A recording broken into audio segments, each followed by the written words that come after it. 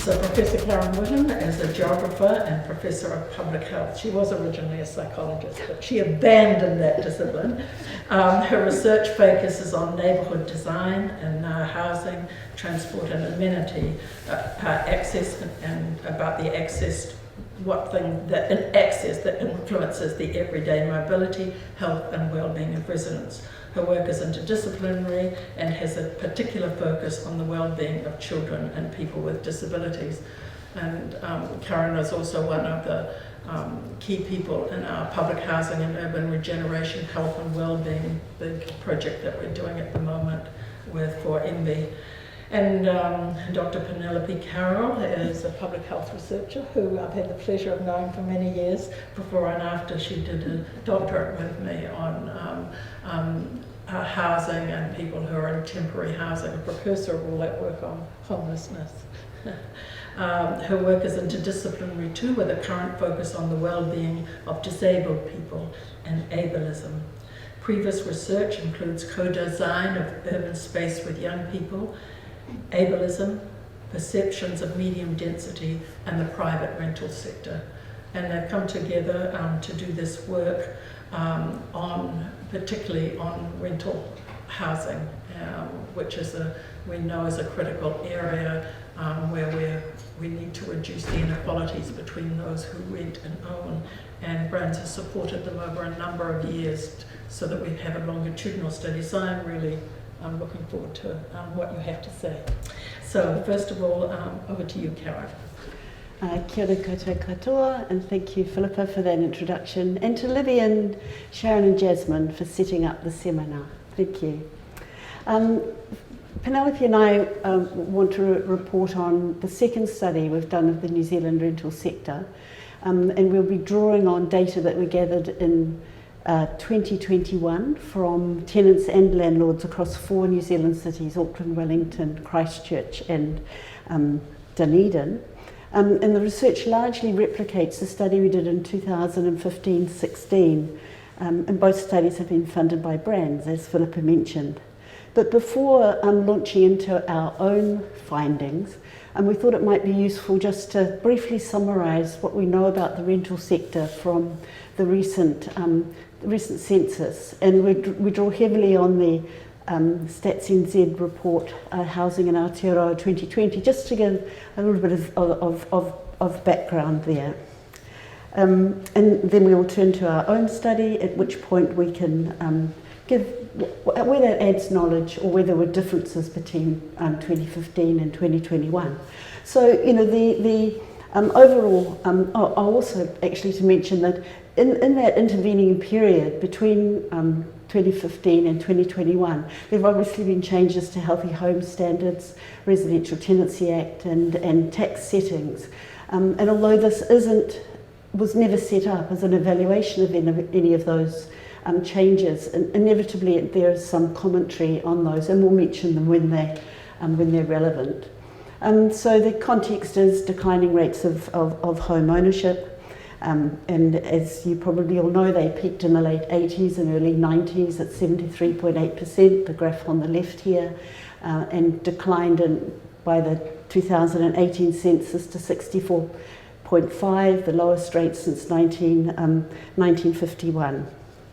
And the declining home ownership has obviously been steeper in some population groups than others, and on the right-hand graph there you can see that for Māori and Pacific households it declined more steeply, also for households living in Auckland. So the flip side of declining home ownership is increasing levels of proportions of households in the rental sector. In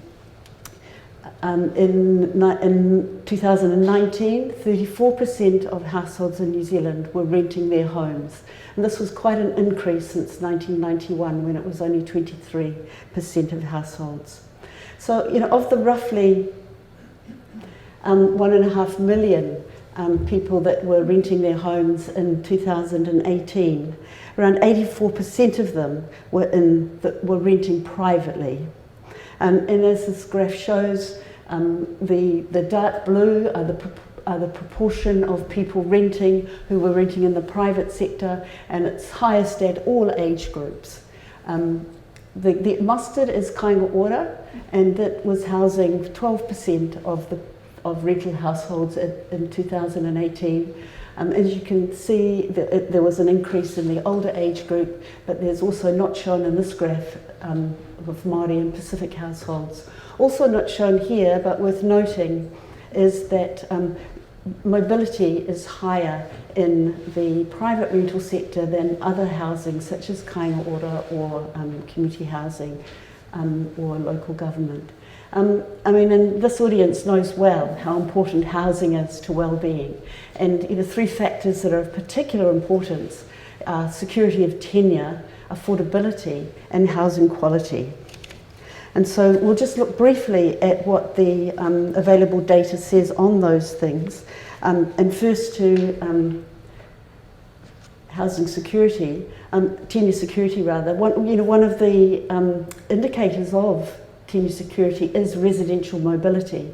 And as this graph also from the Housing in Aotearoa report shows, that the proportion of people living at the same usual address as a year ago by tenure, again age group along the horizontal axis, and owner-occupiers are the dark blue and the renters are the mustard. And you can see that people in rental housing move far more often than those in owner-occupied housing.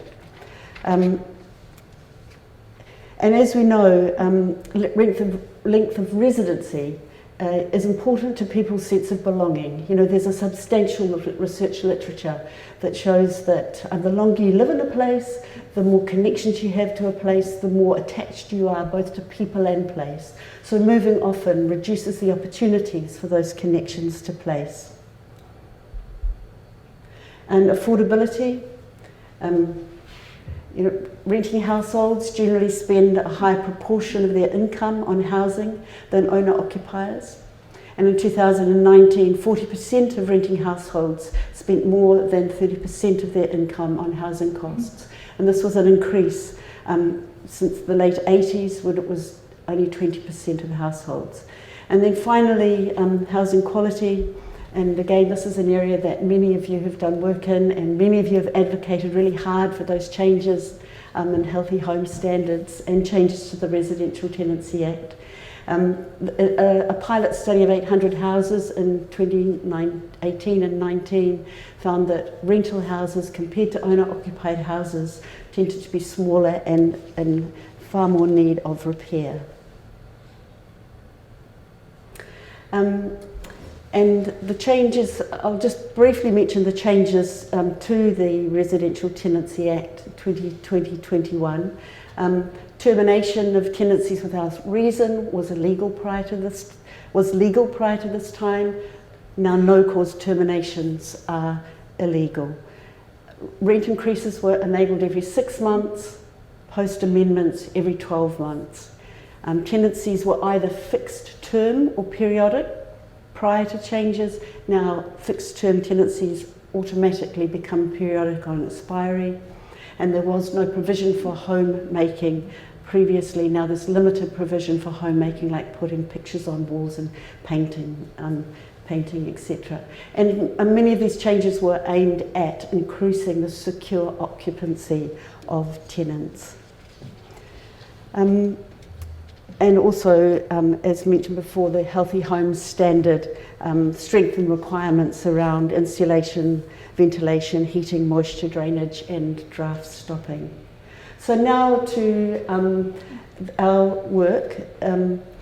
There were 4 components to this piece of research. There was a survey of tenants, a survey of landlords, and follow-up interviews with subsamples of the tenants and the landlords. And our intention had been to replicate the study that we did in 2015-16 with the same numbers of tenants and landlords as the earlier study. But we began the work in July 2021, and Auckland went into a 5-month lockdown in the August of that year, which disrupted this research. So for the tenants interviews, where we had got started with CATI surveys. We had to move to an online survey with reduced numbers of questions and reduced participants. The landlord survey we were able to complete using sort of remote field working CATI workers. So 812 interviews with tenants, surveys, and 40 follow-up interviews, 420 with landlords, and 34 follow-up interviews. So I'm going to now talk to the landlord survey and data, and then I'll hand over to Penelope, and she'll speak to the tenants data.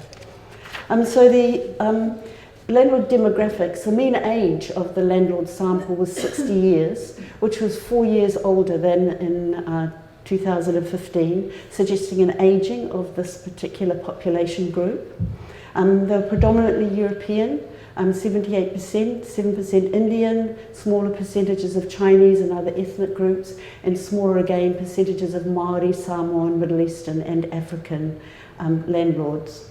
Labour market status, 44% of the landlords were in paid employment, and this was a drop from 52% in the earlier survey, and correspondingly the percentage that had retired had increased from 19 to 29%, also suggesting this ageing of this population group. 39% had household income of over 150,000. Now, in terms of landlord practices, the median length of time that landlords had been landlords was 15 years, 3 years longer than in the earlier survey, but in both surveys we had landlords who had been landlords for 40 years or more. About half owned a single property, another quarter owned 2, 10% owned 3 rental properties, and 12% had more than 3. Again, very similar to the earlier survey.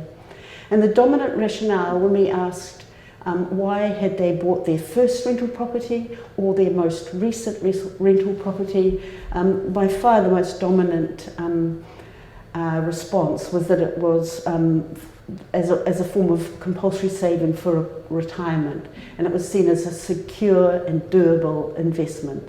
There were small groups who were trying to develop or build portfolios of rental properties, either for the purpose of wealth creation or because they wanted a business of being a sort of a housing service provider. And also sort of across all those groups, family considerations were quite prominent. Either a first place may have been got as an inheritance, or they had purchased a house for an elderly family member or a young family member. They had died or moved on, and they had continued to be a landlord. I think this quote here gives quite a good sense of the position of many of the landlords. It's a more reliable place to put your money.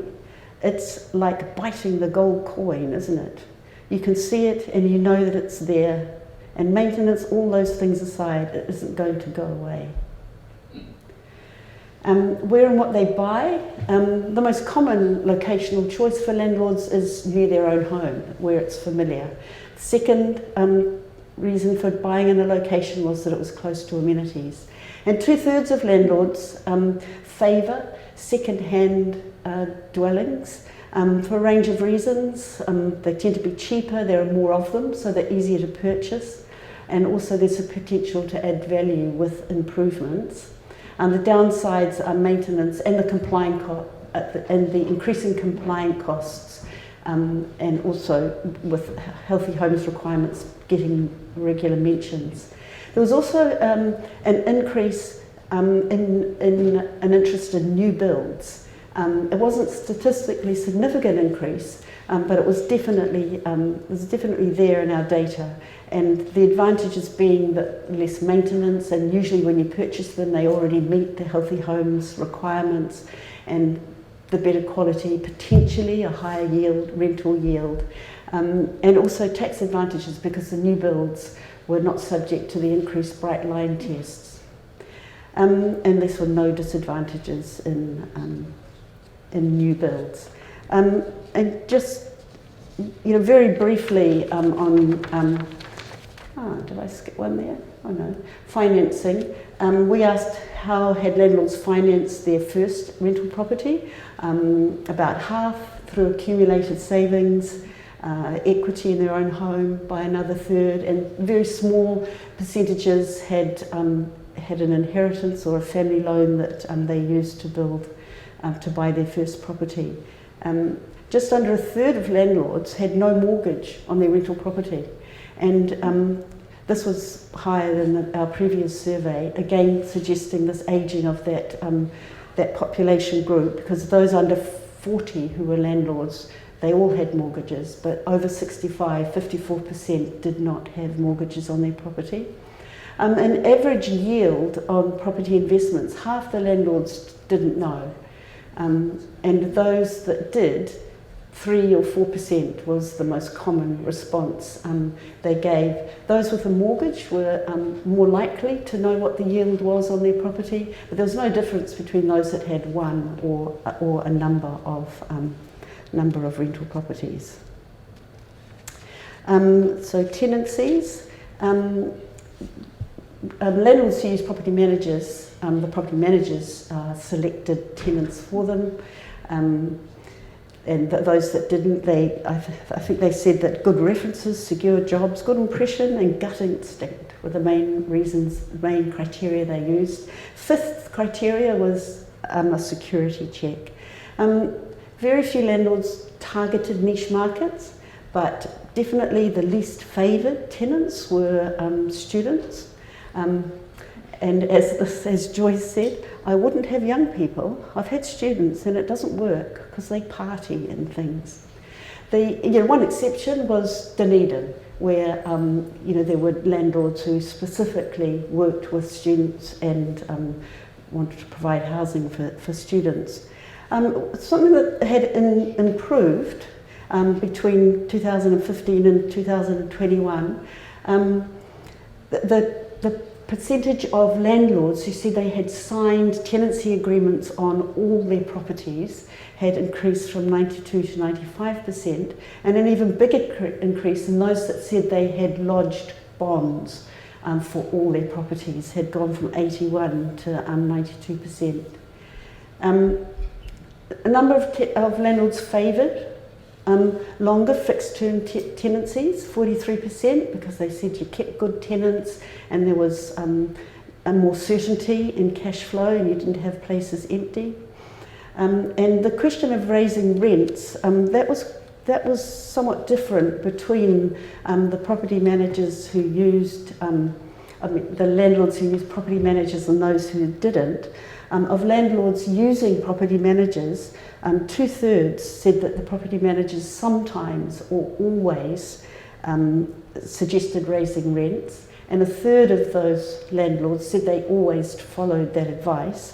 But then, just to reinforce the differences in the huge variety and diversity in landlord perspectives, 22% that they said they never listened to that advice from the property manager.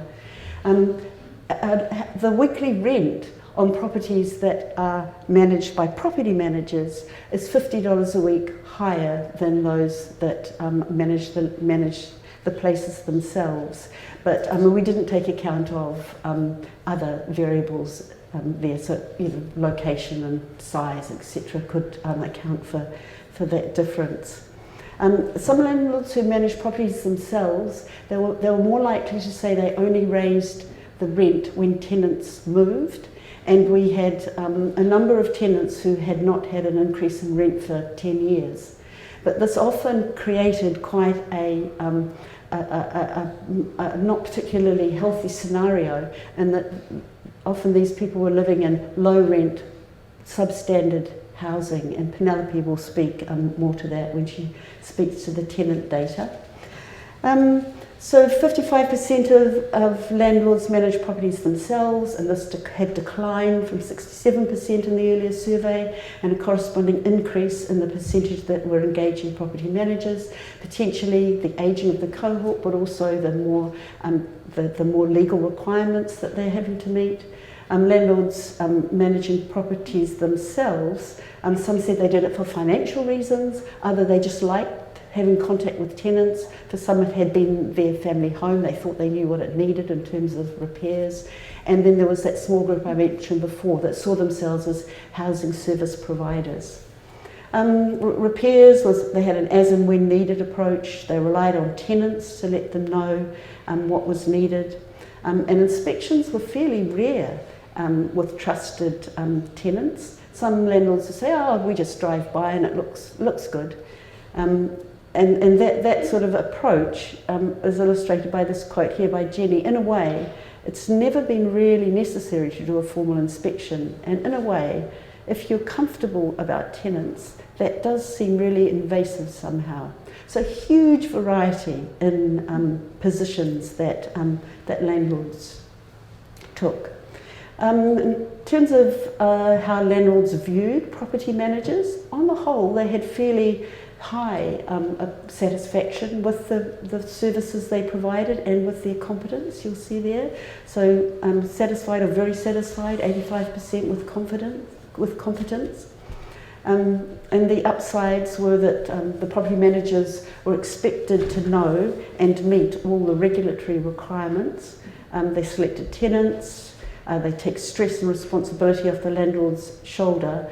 But many landlords had moved back and forth between managing themselves and using a property manager because they felt that the quality was quite variable in what they offered and the skills of different individuals. But a couple of things that were definitely different between the property management, those who used property managers and those that didn't. Frequent and regular inspections were far more common when a property manager was used, but also they were more likely to have a structured management plan. But even the structured management plan didn't make a difference to the average amount that was spent on maintenance and repairs, which was about around $4,400. And we asked both tenants and landlords, what would they, if they had $10,000 for improvements to the dwelling, what would they use it on? And the landlords mostly said sort of just general repairs like electrical faults, leaks and broken windows or repainting, which was quite a change from 2015 when 1 in 5 said insulation. This was down to 9%, which suggests, at least from the landlord's perspective, that the insulation standards have definitely improved. Most landlords, 94%, agreed that there was a link between health and housing. This was higher than tenants. 83% of tenants thought that there was a link between health and housing. 10% thought no, 7 didn't know. 1 in 10 landlords had made modifications when requested to by disabled tenants, and rails and ramps were the most common thing. We also asked if the landlords had accommodated additional tenants in their properties in response to the housing shortage, and 11% said they had. Unfortunately, we didn't then ask the follow-up question, what had they done, which was unfortunate. COVID, minimal disruptions from the landlord perspective. They said couldn't do inspections, couldn't re-tenant, but that didn't seem to have affected very many landlords. And very few tenants had asked for rent reductions, and they said they could still communicate with emails and phones. And now, in response to legislative changes, in 2015 study, there was a lot of resistance from landlords about the proposed healthy homes standards. But by 2021, these had more or less just been accepted, and there was general acceptance that this sort of protection for tenants was necessary. And here is a quote from Harry that wasn't non-typical. New Zealand's got a problem with damp. The house is pretty good. I don't mind healthy home stuff at all. We lived in it, and so I wasn't going to live in a damp home either. There was still residual resistance around heating though, with people thinking that many of their tenants didn't use it because of the cost of electricity, and that perhaps some other approach was needed there. And Annabelle's comment was, we're really conscious when you've got low income tenants, actually running a heat pump is not necessarily something that's going to work for them. It's too expensive. So the resistance, landlords still resisted regulatory change, but their resistance had shifted from the healthy home standard more to the more recent changes around tenant security and no cause evictions. Landlords were concerned that what would they do if they got a bad tenant, even though they overall they said they had had good experiences with tenants. And modifying, so I'll just move on. Thanks, Libby.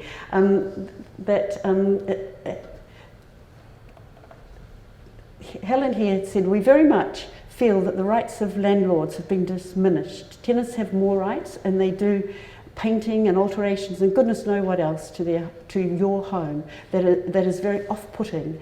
And if it came to a choice of not being able to find the right tenant, we would probably sell. But Helen's view there that the dwelling was her home rather than the tenant's home she was an outlier in that regard. But at the other end of these very varied responses around particularly tenure security, you've got someone like Meredith, whose view was landlords have had a good run. They've had a lot of advantages, so I think putting more pressure on landlords and making it more fair for tenants is a good idea. Meredith had been a landlord for almost 50 years and had 12 dwellings. And then moving to the tax settings, there was definitely frustration from some landlords feeling that they were being scapegoated and unfairly blamed for the unaffordability of housing, and thought that providing rental housing had become less viable. But others, particularly those that had been landlords for some time, felt it would have less of an impact on them. And then finally, future intentions, fewer landlords intended purchasing additional properties, down from 15% to 26%.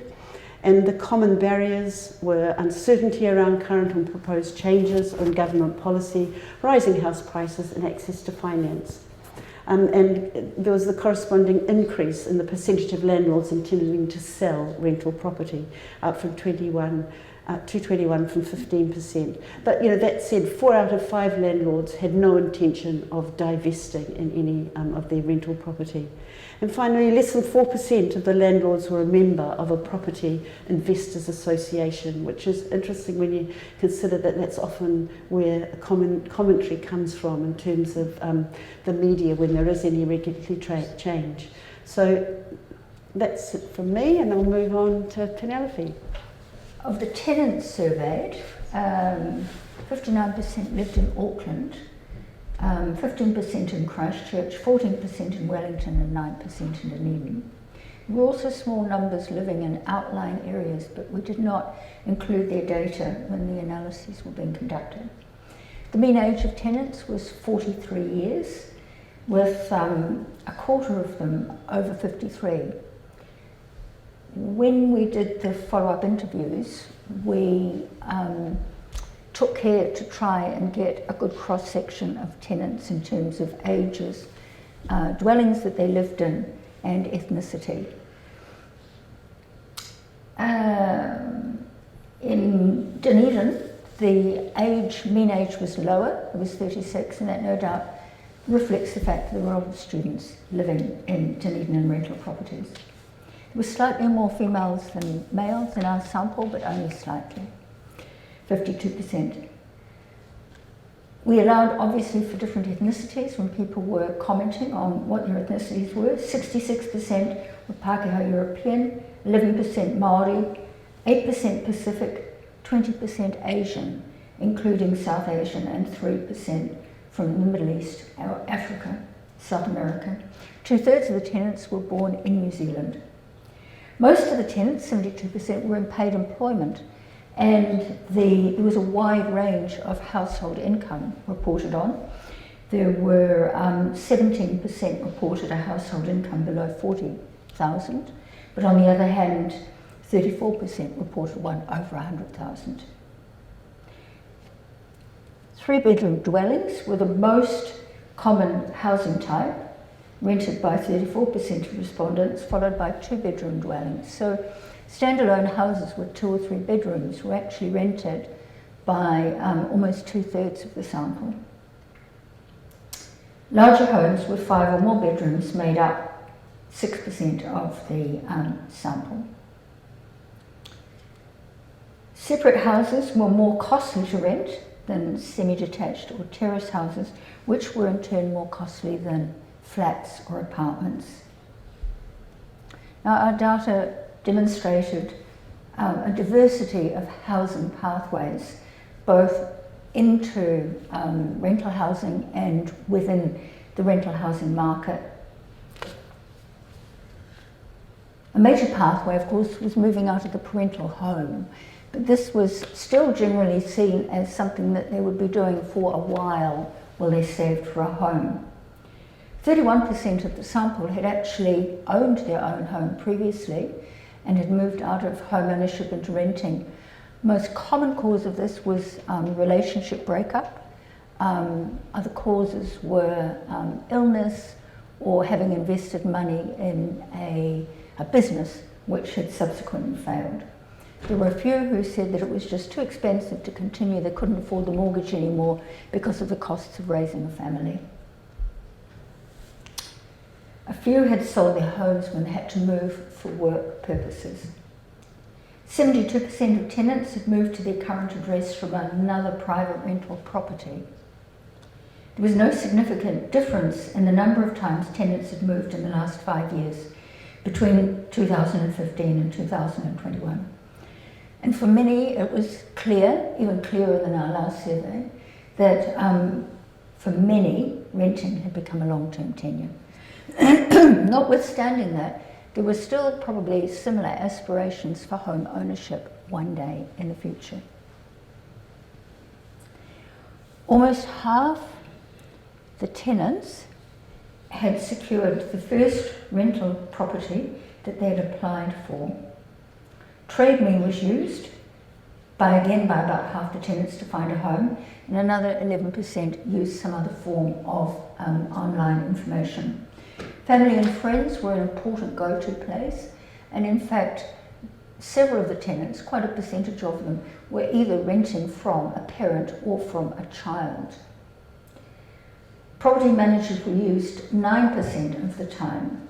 So I think Karen pointed out in the previous one where even where landlords carry out the maintenance on their properties, they still might use a property manager in terms of selecting tenants.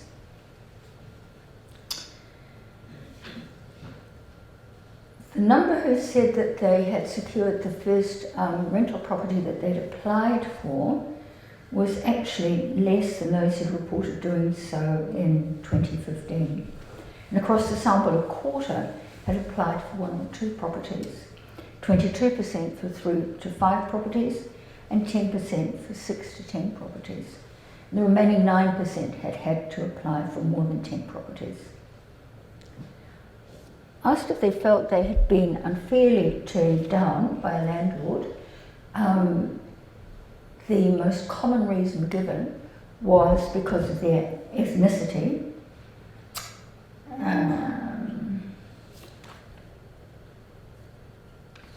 Sorry, I'm getting a bit muddled here. Here we go, sorry. 30% thought they'd been turned down because of their ethnicity, 20% because of their age, especially being an older tenant, and pets and having children were other factors that were given. So this is of the 29% of tenants who thought that they had been unfairly turned down for some reason. Just over half the tenants surveyed had lived in their current home for less than 2 years, and a quarter had lived in their home for less than a year. Longer-term tenancies were also represented in the data, however, with 13% of the respondents having lived at their current place for more than 10 years. The number of times tenants had moved in the previous 5 years was significantly related to age, and older tenants were less likely to move than younger tenants. There's no significant difference between the 2015 and 2021 surveys in the number of times tenants had moved in the last 5 years. As noted earlier, 72% of tenants had moved to their current address from another private rental property.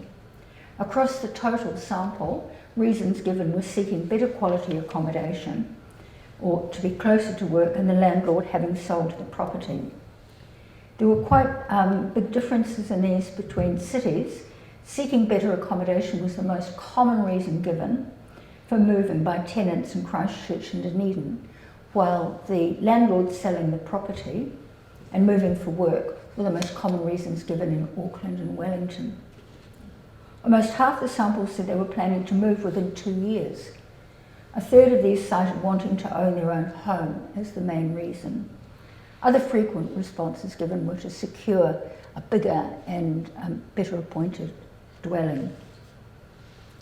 We asked them whether they felt that their housing costs were affordable, and 46% said yes, they were affordable, while 38% disagreed or strongly disagreed. Having said that, affordability was an issue that raised concern for a lot of tenants, especially ones who said, well, it's affordable at the moment, but what happens if the rent goes up? I won't be able to afford to stay here. Or what happens if I have to move? You know, rents are so high, I might have difficulty finding another property that I can afford to pay the rent on. The mean rent paid per bedroom varied from $150 a week to $258 per week and was highest in Wellington. And the most expensive rents per dwelling were also in Wellington, with a mean of $618 per week. Now, I know there have been changes in rents, since we did this, which was kind of a year ago that we were doing these interviews, so it could well be that there are some differences now. 2/3 of tenants paid their rent weekly, and 28% fortnightly, 5% monthly.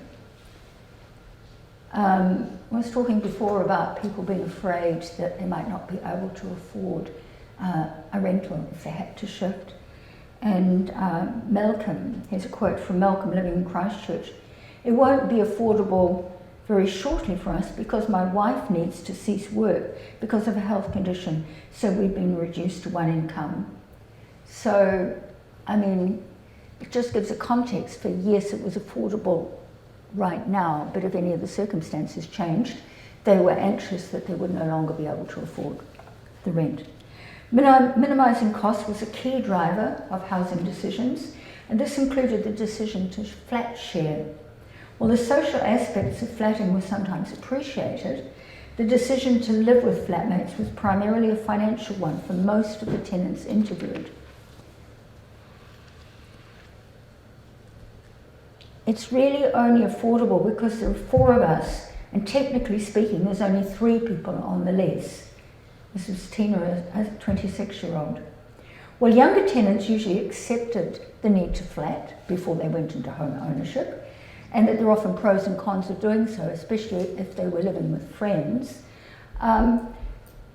Those who are older who were surveyed were not that comfortable about it, and for them it certainly wasn't a choice. It was something that they felt that they'd been forced into because of financial reasons. Having said that, there was Gregory, who was 50, saying, "It's not a choice, it's to minimise the cost, to share it. That's why we're in this little place here." So he would have preferred to be in his own place, but he couldn't afford to be. Having said that, most of the tenants surveyed, 82%, said that their household's needs were being met and that the general area of the neighbourhood of their home suited their needs and those of others in their household. We've talked about this sometimes. People generally don't like to say where I'm living is terrible because somehow that might be a reflection on themselves. So, I think there's an element in there where people are unlikely to diss their living situations. 88% of tenants had signed a tenancy agreement and 87% had filed a bond. Figures were very similar in 2015. The 67% of tenants who knew their bond, 67% of tenants knew their bond had been lodged with the tenancy services, and this is also comparable to 2015. So not much change over the the 6 years. Smoke alarms were reported as installed in 93% of rental properties. 45% of tenants reported they had negotiated a fixed term tenancy, while 54% had not. Again, with the change in the RTA, that will, I'm sure there'll be many more periodic tenancies now if one were to do the survey. 2/3 of the tenants paid rent directly to a landlord and 1/3 to a property manager. And Karen's already talked about the fact that for those who paid directly to a landlord, their rent was likely to be $50 a week cheaper. Accounts of having a good tenancy relationship were common amongst tenants, especially amongst those who dealt with landlords directly. Having a positive relationship could increase their feelings of security and a willingness to invest in making their rental property feel like home. And Gail, who's a long-term renter, 69-year-old from Auckland, provides an example. She was aware she didn't own the property, but she'd been living there for many years and had developed a good relationship with her landlord, and she'd invested in personalising the property. She said, "Even though I don't really own it, in a sense I feel that my landlady's never going to throw me out." 3/4 of the tenants said they had contacted their landlord or property manager concerning maintenance. The most common issues were minor plumbing and repairs, leaky taps, faulty hot water, and electrical repairs. Other reported issues were more major. They may be leaks actually in the fabric of the building or other plumbing events. There were also tenants who reported problems with mould, whiteware repair, and maintenance of outdoor features. 60% of maintenance issues were resolved within 5 days, this is according to tenants, and 21% of them between 6 and 15 days. However, 19% took 16 days or longer to be resolved. When asked how satisfied or dissatisfied they'd been with the maintenance services provided, 70% said they had been satisfied or very satisfied, whereas 12% reported being very dissatisfied, and the others would have been somewhere in the middle. But it's clear from the follow-up interviews that many tenants did not ask their landlords to address maintenance issues for fear of rent increases or a tenancy being terminated. An example here was Rosanna. "The house is really old, the landlord's done nothing to the house, but I don't complain because I don't want to move. I love it here." So many of the tenants in the follow-up interviews spoke of a trade-off they made between lower rents and poor maintenance. Another example here was Peter. "It's a kind of a trade-off in return for cheaper rent. On that basis, I don't bother the landlord with minor things that go wrong." So when we look at the survey data and maintenance, it's hard to know exactly what the total picture is when you've got tenants making this trade-off, not wanting to rock the boat, not wanting the rent to go up, not wanting to be asked to leave. Tenants were asked where they would go for help or advice if they had problems with a landlord or property manager. Over half said that they would go to the tenancy tribunal, and other places identified with the Citizens Advice Bureau, friends and family, and a tenant protection association. However, of the tenants interviewed, only one reported having taken a complaint to the tenancy tribunal, and although they won the case, they found it a stressful and time-consuming process. Other tenants' comments indicated a reluctance to report a situation to the tenancy tribunal, reflecting an enduring sense of lacking power in the tenant-landlord property manager relationship. And this was the case in terms of them not wanting to raise issues either with the landlord or the property manager over inspections or anything. There was a feeling that if they rocked the boat, they might get chucked out for some reason. One of them said, "Yeah, it's likely if I went to the tenancy tribunal, they'd make things difficult, like my rent going up large amounts. I'd start failing property inspections and so on. Now, just concluding comments now. This is across the landlord and the tenant data. There's an enduring scenario of low rent, no complaint, poor dwelling condition tenancies by some tenant-landlord dyads. And when you put it in the context of landlords saying that 2/3 of their properties were older buildings, you can see that this can have quite an impact. And it was more common where there were no signed rental tenancy agreements. And although the landlords didn't talk about this in the survey findings, in the interviews, the follow-up interviews, several of the tenants talked about having a gentleman's agreement, that there was nothing actually signed. It was poor quality rental housing and a lack of secure occupancy for tenants reinforced the status of renting as a second-rate option. Home ownership, owner occupation continues to be seen as the ideal by both landlords and tenants. There's a sense of powerlessness over how long tenants may be able to stay in their rental accommodation. That's, although there have been changes to the Residential Tenancies Act, landlords can still ask tenants to leave if they're wanting to sell the property, if they're wanting to move back into it themselves, or have family or staff move into it, or if they want to do major renovations. And this was an important driver of people's desire to buy a home, because that was the only way they saw of really having security of tenure. Although the survey data indicates reasonably favourable tenant perceptions of their rental properties overall, the qualitative interview data highlights enormous variation in tenancies' experiences.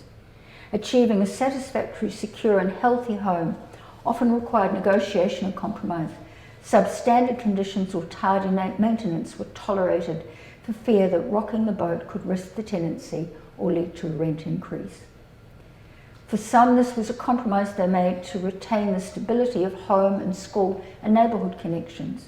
Other tenants accepted regular inspections were part of a rental agreement, while also being a reminder that they were only temporary residents and it was not actually their home.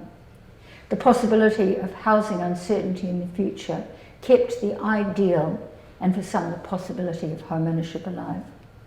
To make renting a viable alternative to home ownership, owner occupation requires a perceptual shift to viewing a dwelling as primarily a home rather than a tenant's asset, and for this to be reflected in legislation which affords tenants secure occupancy. And secure occupancy isn't just being able to stay in the home, it's also being able to make changes to make it feel more like their home. Despite 42% of the New Zealand population now living in rental accommodation and debates around the current housing crisis, little consideration is given to the struggles private renters face in today's housing market. Thank you.